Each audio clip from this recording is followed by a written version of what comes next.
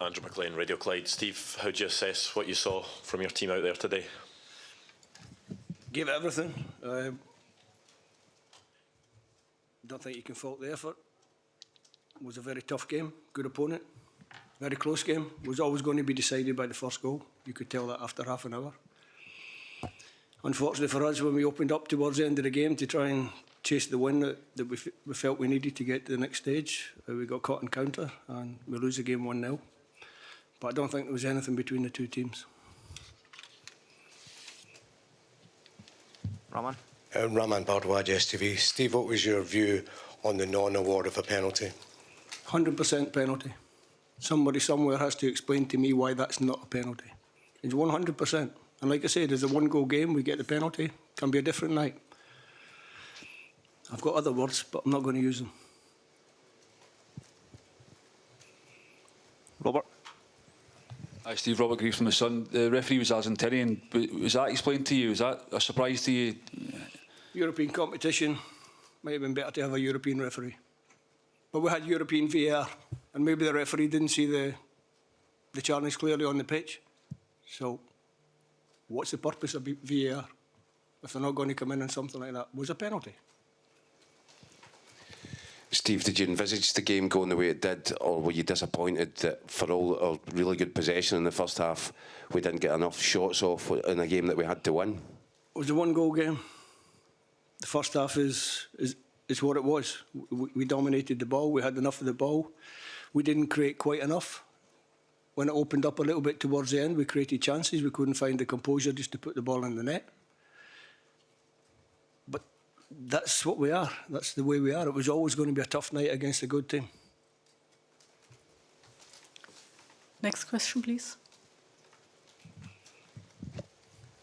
Sorry, me again, Steve. Can you sum up how you feel just personally just now, the kind of disappointment, because 4 points was the target, qualification for the knockout stages was the aim, and it hasn't happened. So how are you left feeling at this point? Same as everyone else who's Scottish, I would imagine. Sad. Disappointed and sad. That's it. Steve, has the lack of goals or goal scorers been an issue? There was a fear coming into the campaign that there wasn't enough goals in the squad? Not for us. I think it's very difficult to sit here and analyse, and I understand why he's asking the questions, but sometimes after a defeat like that, you need a little bit of time just to digest everything and work out how the game went, why the game went that way. Like I said, we had a lot of the ball, but we didn't probably create enough. But we did create enough chances to score a goal. That's clear. So,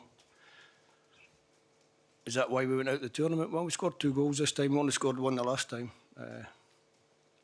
Nah, it's something for me to go away and think about, speak to my coaches and try and work on something going into the future as to how we can score more goals at certain times in games. Yeah, for sure.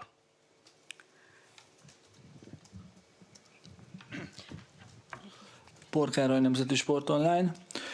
Hogy látja, hogy egyetért azzal, hogy a jobbik csapat jutott tovább, a harcosabb csapat, amelyiknek a végén is megvoltak a helyzete és nem adta föl?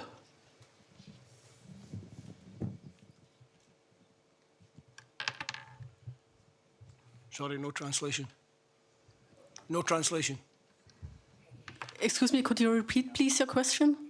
Again, please. Do you agree with the Hungarian was the better team? No. I thought it was a very even match between 2 good teams. So, no, I don't agree. Okay, last one, Alan. Steve, you said that Alan Patullo from the Scotsman, you said the players gave everything. Did injuries fatally compromise the squad before the ball was kicked at this tournament, sir? I never speak about injuries. It's my default.